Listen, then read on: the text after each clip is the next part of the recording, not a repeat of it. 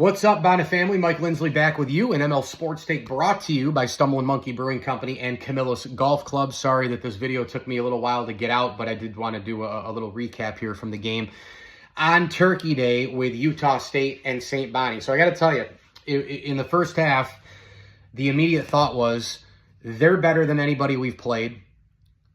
They're better than anybody we've played so far. Both teams kind of knew that going in, right? So the approach perhaps was just go in and play, a really, really hard-nosed, grinded-out, defensive rock fight type game. I mean, it seemed like there was high intensity on defense. It caused, Bonaventure didn't even get their first basket until 3 minutes in. It was a chance more three.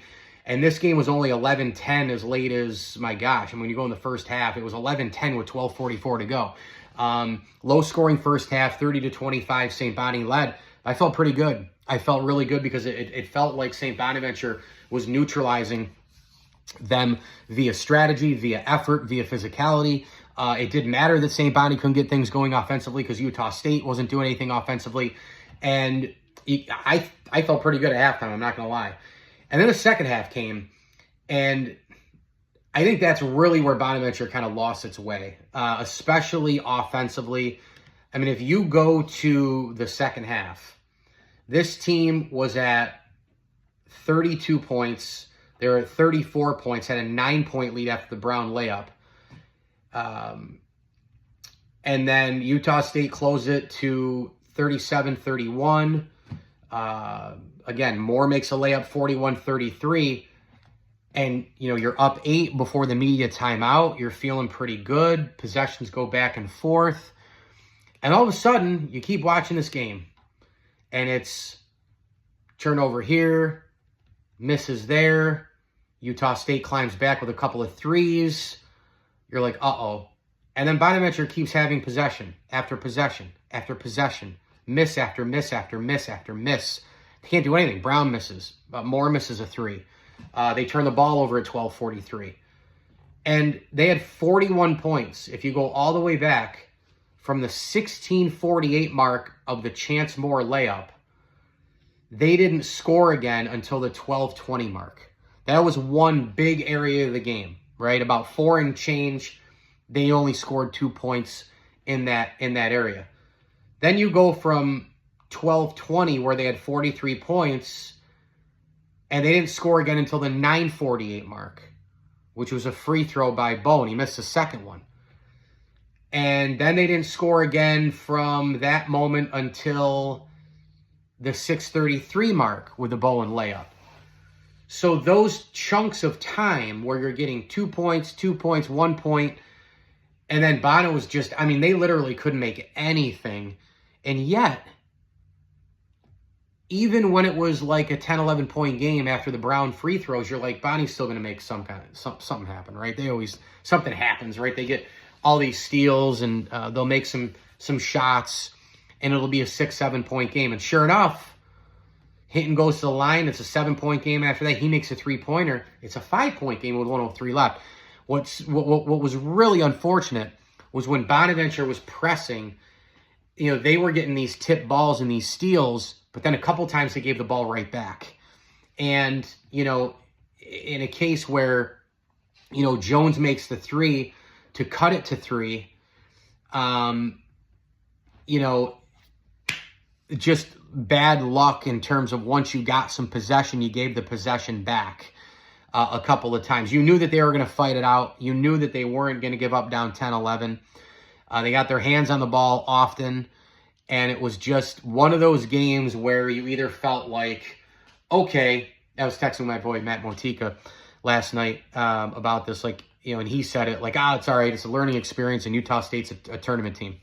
Totally, totally true. Like, they have the look of a tournament team. But then the other side is it was still there for the taking. Like, it was right there. And they played the game they wanted, the style they wanted. I was actually hoping this game would be in the mid to upper 60s because I'm thinking to myself, Bonaventure has shown like once or twice this year to be a team that can make threes. I prefer them not to shoot 21, 22, 23 three-pointers a game. Like Utah State, forget about it. They start chucking 20, 25 three-pointers a game. They can make like 10 of those.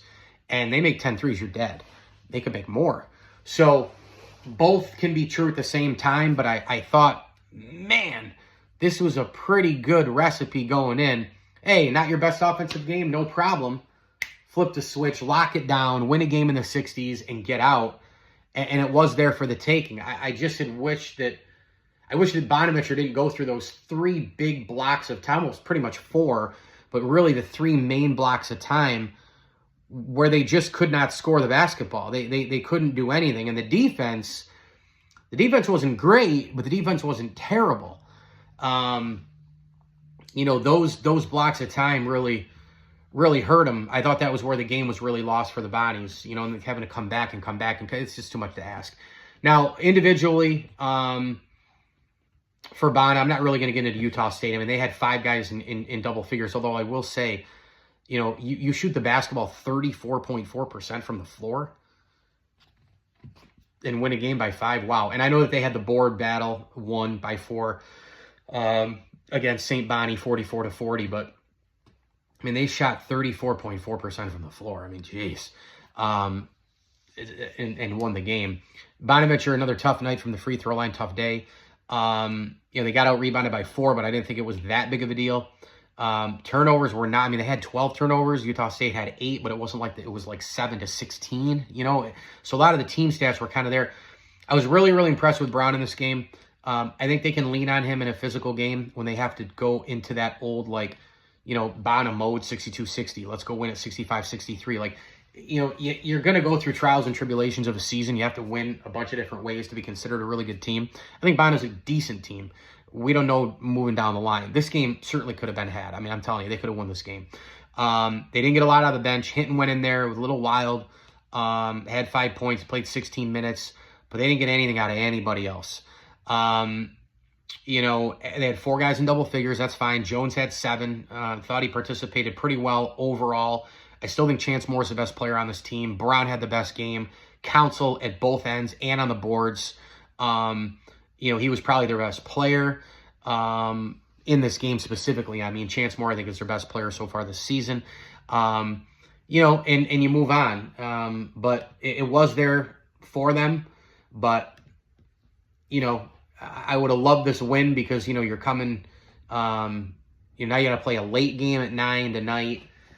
You got to go road game Bucknell. I mean, it would have been so great, the 7-0 thing, and resume-wise, I mean, Utah State's going to be a really good team all year. But it was there for the taking, and it's a learning experience. There's a lot of different things to kind of look at, and a lot of things that can be true at the same time. But I just thought that those moments, those blocks of time, really, I thought those were the difference in the game for St. Bonaventure. So we'll see what happens Sunday. It's an ESPNU game, and then after that, we're into the month of December for the Bonnies. ML Sports Take, please like this video and subscribe to my channel. Hey, I hit 2,000 subscribers on YouTube finally. So now the next thing is get to 3,000. So trying to march in that direction. And we're all brought to you here by Stumbling Monkey Brewing Company and Batavia Downs Gaming. Again, please go like this video and subscribe to ML Sports Platter on YouTube. And as I always tell you, enjoy the games.